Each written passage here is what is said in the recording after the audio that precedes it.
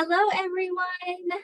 I am so excited to be back. I'm Coach Jennifer here with Sandy, Hello. and we are here to talk about our creamy chicken soup that's now available. And tonight we're going to do all the details, how to make it, quick and easy recipes. So you will want to make sure you have something to write on because you're going to want to write down some of these recipes that we go through. And as you're joining, make sure you say hello so that we know that you're here. And also share your favorite ways to make the soup and put your favorite recipes, your favorite preparation method, because we absolutely want to hear from you so that our whole community can get more ideas. Sandy, you showing us. I will. You know what? Let us know you're here. I just want to make sure our comments are working so that we can make sure we're getting off on the right foot here. But it does look like there's about 9 folks joining us. And unfortunately, I cannot see if anybody's sharing, but really great to be here tonight talking about the new soup. Oh, here's Sandra. Yay, a fellow Sandra. Hello. Yeah, Oh, and there's Deb. Awesome. All right. So we are cooking with grease here. Keep telling us, where you're from, and really great to see that you are. We've got about 12 people joining us, and Sharon is going to be helping us out in the chat tonight. Great. All right. Well, let's dive into our topic tonight. Jen was just mentioning the soup. We are going to start with some characteristics of the new HMR creamy chicken soup. And I can tell you firsthand, and I know Jen and I have been swapping stories about this soup. We concur. It is flavorful. And what a great tool to add versatility and variety to your diet. And yeah, right, Sandy? And keep you full, help keep you full. Absolutely. Lots of great ways to use it, and we're going to share those in just a moment. The new soup is in the box for all of our diet plans, and I love this new feature. It has carrots, it has peas in it, which is kind of fun. And like our classic chicken soup, it's also 100 calories. But this new soup packs 15 grams of protein. So that kind of sticks with you a little bit. Yeah. Yeah. Well, keep saying hello and where you're from. I see Bob's with us. So, it's an official HMR Facebook Live when Bob Garrison is here.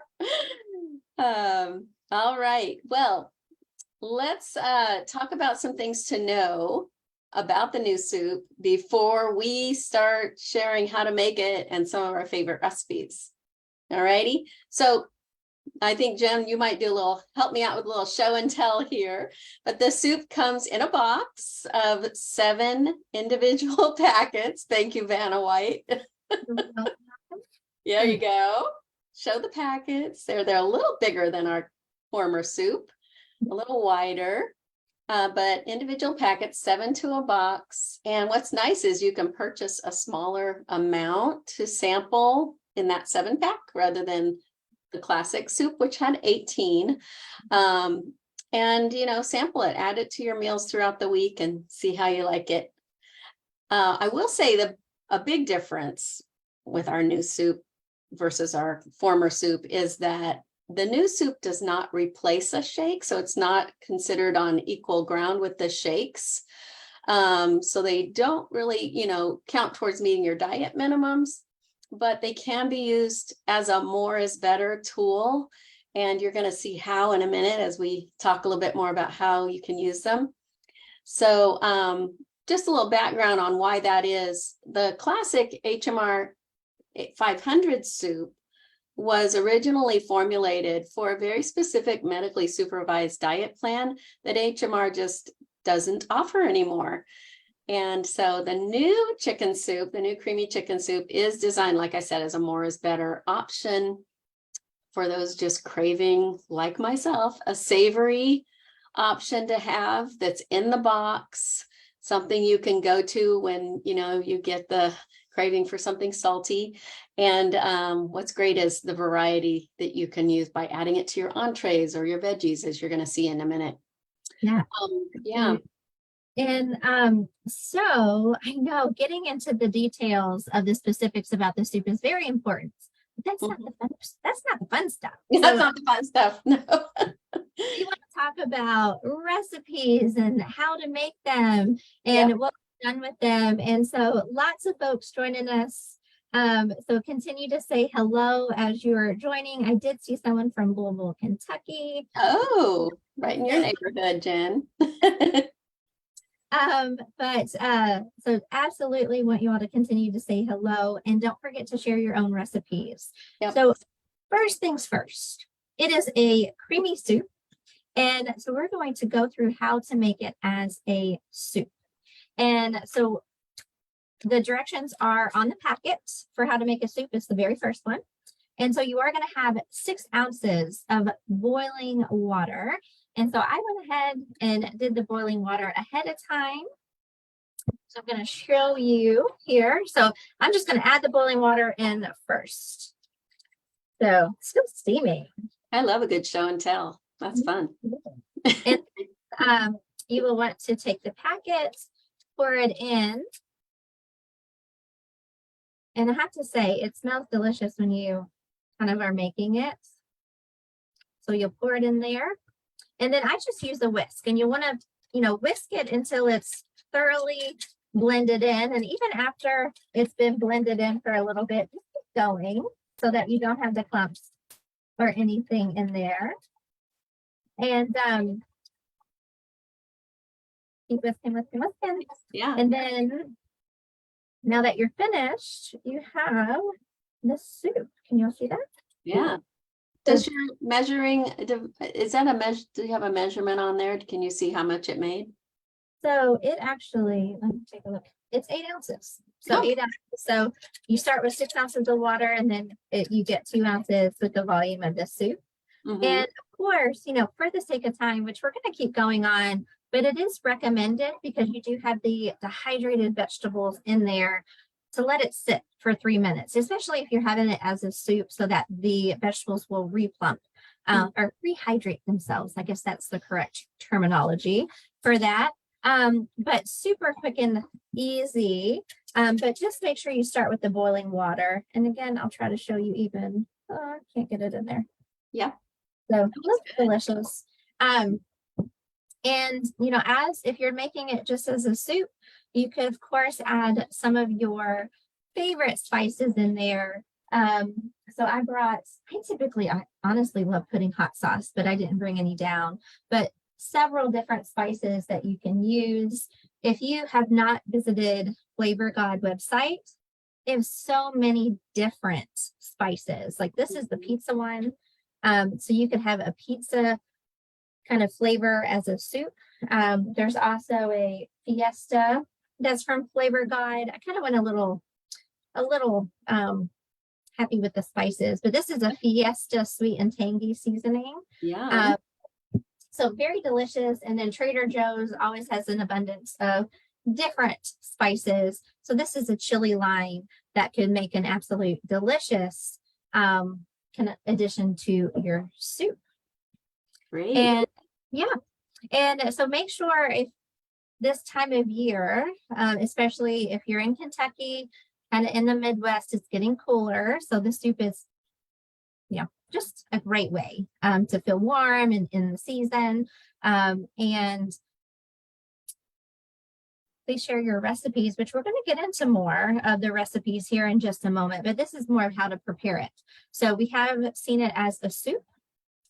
And so another way, which I would have demoed it, I just kind of went ahead and did it, but is to make it as a sauce. And so with the sauce, you basically do the same procedure as you would with the soup with just less water. And so it's about 2 to 3 ounces of hot water. I would probably urge on the side of 3 ounces so that you get it looks like a cheese sauce, honestly. And I just went ahead and put it on about 2 cups of broccoli. And it does look like a cheese sauce. So yeah, delish. Delicious. So you could add this, and also in thinking of, decision free. If you wanted to put more of a sauce on an entree, you could absolutely do that. And so many different vegetables that you could put like an added sauce on to make it more just. I'm sure you could even make it seem like a good dip too, if you made it as a sauce for your veggies, or just as here in a moment you're going to be sharing the crackers, and so you crackers and cheese sauce. So yeah, absolutely. Okay, speaking of crackers, so I took the cracker challenge. I have failed in the past to successfully make the crackers crunchy. They always came out chewy. So I think I might have mastered this. So I'm going to show.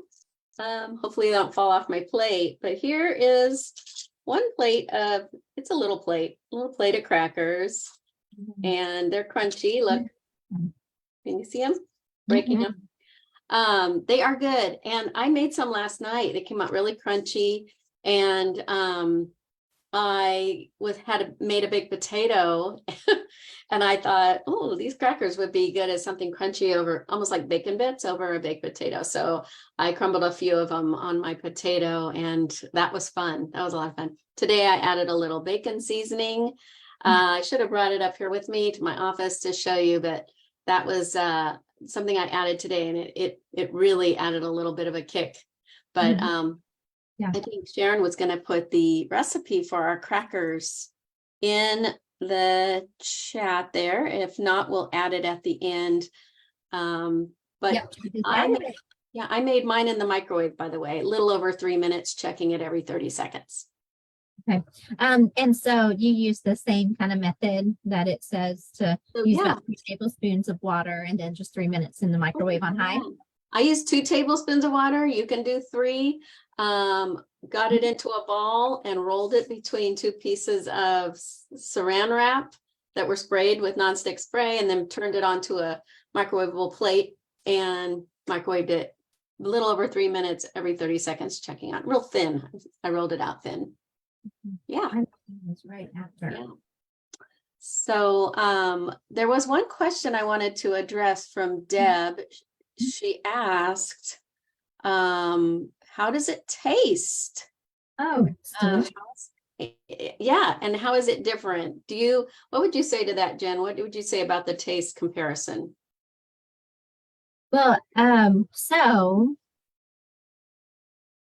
gosh, I should have been ready for that. Sorry.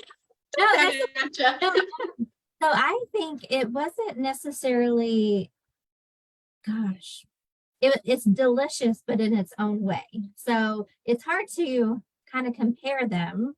I actually have had it, just as a soup, and I love the vegetables. So it is a great alternative. I don't know if it's necessarily, when you think of chicken soup, it's not like an overwhelming chicken flavor. So I think that's great because it's almost like a clear canvas that you can create.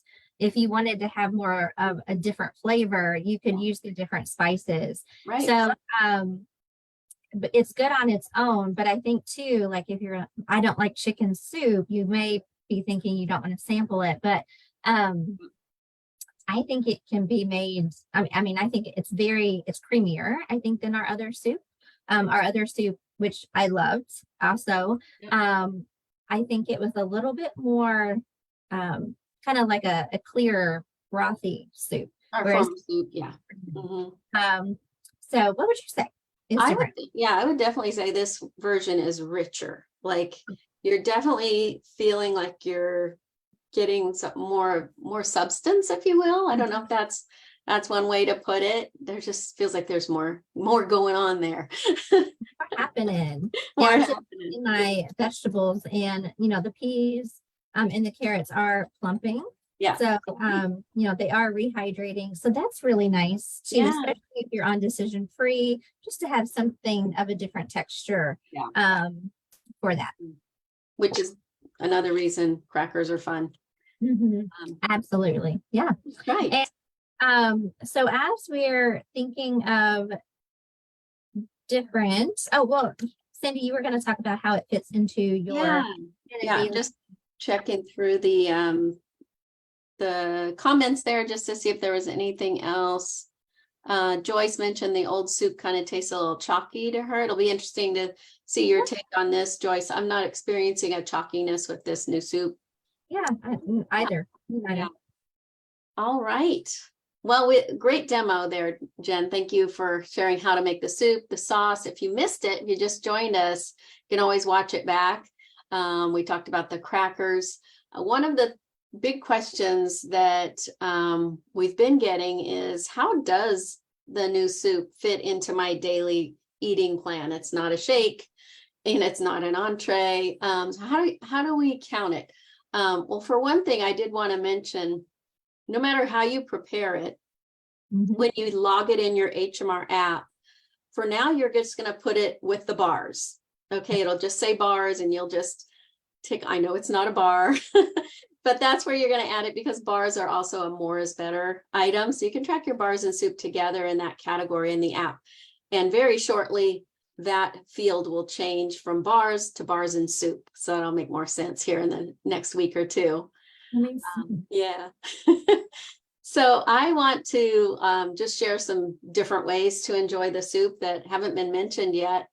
You know, when you think about, okay, how does this fit in? It's not a shake, entree, it's not a bar. You can still have it. It's in the box. Think of it as something, a tool you can have as a snack. You can add it to an entree as a meal. And, you know, the craving hits for something salty, make it any of the ways that we've already covered.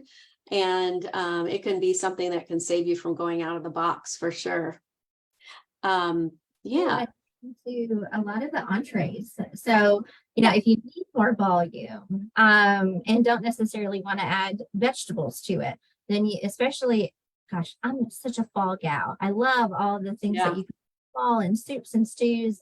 And one of my favorites still to do with the creamy chicken soup that I used to love doing with our previous is the crestless chicken pot pie. So you would make it as a soup or as a sauce if you want it a little bit thicker, and then just put it in there and you have, I mean, it's so good. If you have not done the soup with an entree, highly recommend this addition, crestless chicken pot pie to the soup. And the fiesta chicken, if you want to go more of a taco kind of Mexican kind of vibe, you're feeling that, then the fiesta chicken or the chicken enchiladas could be great with some taco seasoning, some fiesta seasoning, some lime in there with the soup. Again, you can make it as a sauce or as a soup with that. And it really opens up your options for decision-free folks, especially, but also for Healthy Solutions in phase 2. Folks who want to just, you know, have a little bit more variety, something they can also add veggies to, that can, you know, just broaden your options, you know, for what you have to choose from. One of my favorites, I know you mentioned a couple of your favorites, is the rotini chicken Alfredo with the soup. It is getting to be, like you said, cooler weather, chicken noodle soup season. So that's a fun combo. And the way I do it, I just make the soup like the soup and then heat my entree and then just put them together. Yeah. But there are other ways you can actually make like a bisque.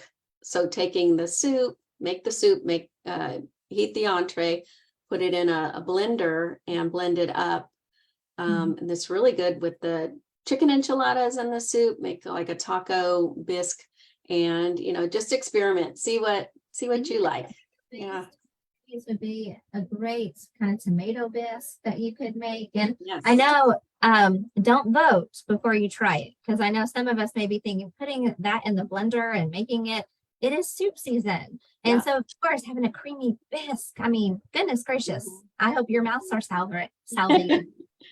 So lots of different things that you can do with them. And I know we also, if you do want more of a chicken flavor, so many things that you can do. Add low sodium chicken broth. Maybe instead of using water, you could use low sodium chicken broth to make soup with it. or even using kind of a poultry seasoning. There's so many different chicken flavors out there if you want more of a chicken flavor. And some other seasonings, cumin, garlic powder, chili powder, curry powder. I mean, sky's the limit. I mean, with all the different spices. Yeah. Here's something folks may not have thought of is to use the soup to flavor your mashed potatoes. Our folks who are using veggies and fruits and love mashed potatoes, but miss adding, the creaminess or the seasonings from things that are not in the box, or add calories. The soup can be a great addition for flavoring mashed potatoes. I've done that for years with our classic 500 chicken soup. Haven't tried it with the new one, but I trust that it's going to be equally as good. So yeah. With some fat-free sour cream. Yeah, absolutely. Yeah, go for it. Yeah. All right. So make sure you're continuing to share some of your favorite things. And I know it sounds like a lot of you maybe haven't had an opportunity to order the new creamy chicken soup. So make sure to put that on your next order so that you can try it. I know several of you have a stock of our older, our classic chicken soup. And so make sure you are kind of keeping this on your radar and your list. And I saw a gentleman mention that he's happy to see the smaller packaging, because it's 7 instead of the previous 18. So this way, with the new product, you get to sample it and not feel like you're overly ordering if you don't necessarily like it. So continue to, as you do try this soup, please post in our Facebook group what you're doing, what you're finding that you enjoy with it, so that we can kind of learn all together. Yeah. And one more thing, because I know this was a question that came up and I don't think we've mentioned it. Some people may have the former soup still on hand. Yes. Some people have the new, or maybe you have a combination of both. But if you're using the classic 500 chicken soup, you can still count that as you have been, as a shake. But again, if you are using the new soup, you would count that as a more is better item under the bars, or eventually bars and soup in your app. Okay. Yeah, and I did want to, Bruce mentioned how to avoid lumpiness. And to be quite honest, so I did the 6 ounces on the stovetop. And then since I was doing a demonstration during the live event, I went ahead and put it in a stainless steel tumbler so it would stay hot. And I just used a whisk, and not necessarily really lumpy at all. So I think using the boiling water will absolutely help.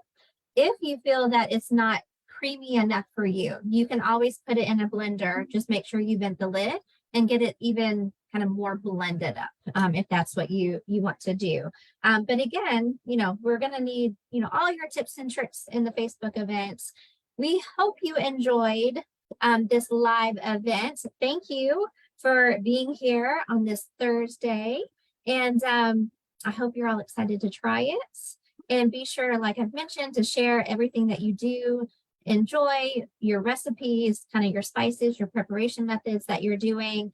And if you happen to miss any of our live events, you can watch the full recording on our HMR Facebook page, as well as our YouTube channel. So if you go to YouTube and then in the search bar, just put HMR program, then you'll find our YouTube channel, and you can see all of our previous Facebook Live events on such an assortment of topics.